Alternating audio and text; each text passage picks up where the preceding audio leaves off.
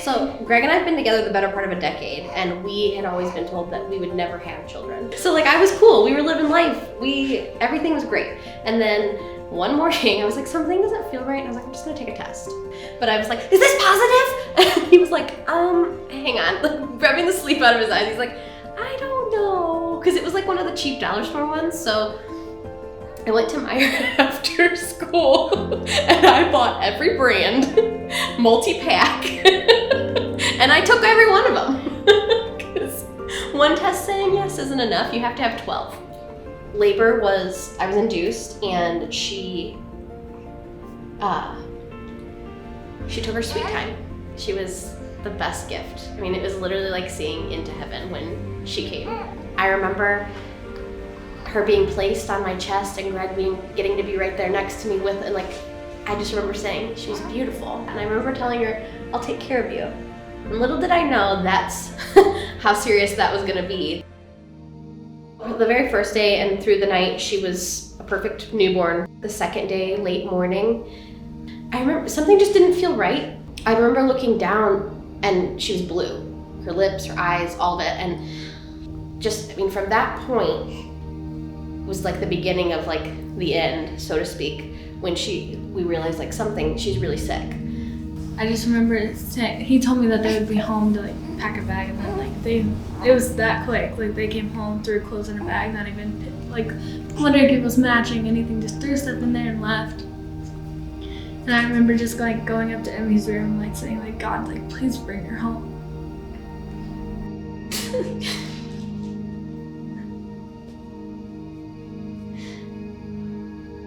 I mean, when we got there, she was already in like one of the encapsulations they were doing, x-rays, CAT scans, ultrasounds.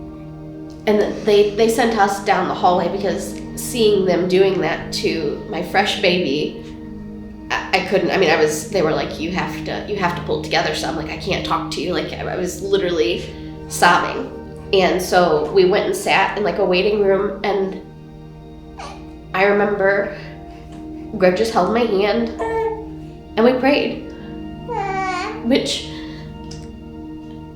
is still one of the best parts of that whole experience, was him taking my hand, and he never lets go, and being the head of our family and guiding us. I don't remember thinking, I wasn't like, why me? But I was thinking, please God, don't take her. I worked so hard, and I never thought that I was going to have this blessing. Please don't take her yet. I'm not ready yet. I remember I just kept saying, please, not yet. And then every day it was like another, like, okay, we made it another, like, it was like making it to another level. Like, okay, we made it another day. But it wasn't always better. Like, it was like another day, but then there was like another mountain to climb. And I thought I'd ask that doctor if she was going to die or not when she was that bad. It was, yeah, she was so sick that, and I still think about that sometimes. I mean, that's a question that I don't know if I'll ever be able to unhear.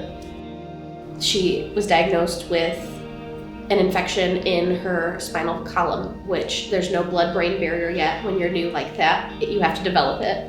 So because it was in her spinal column, it traveled to her brain, which is why she was not breathing, why she was having seizures, because of the infection and her little tiny body not being able to fight it.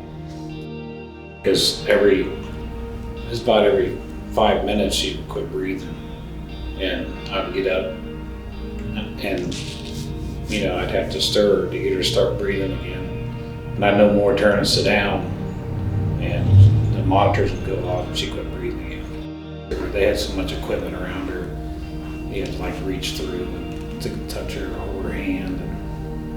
But then eventually one piece would leave, she'd get better, another piece would leave, and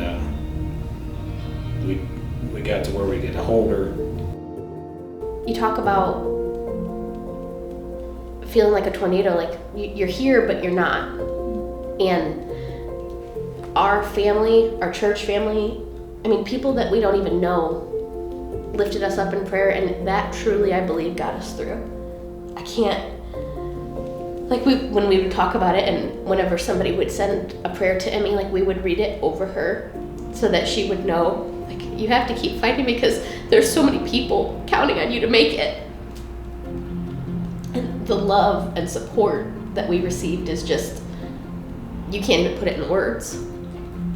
The prayer was so constant and incredible that it felt like a quilt. I mean, nurses would say that like when you walk in Emmy's room, you could tell like it was like different.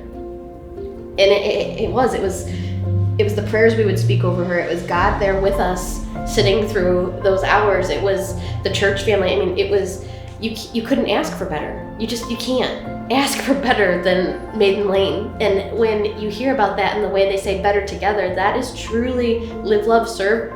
Our family breathes that now, because that is what our church truly, I mean, you don't just say it, you live it. And we're living proof of that. Before Emmy, I was a lukewarm Christian that just kind of, I went and I liked to sing the songs and I loved to socialize and fellowship, but now the services mean more. I dig deeper.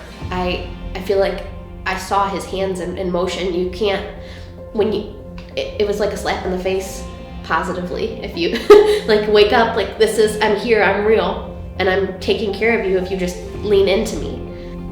I had actually one of her grandmas tell me, God would never bring you this far to only bring you this far. You know what? She's right. He wouldn't, and he would never take you into the deep waters if he had no plan to leave you there. So I clung to him, and here she is on the other side.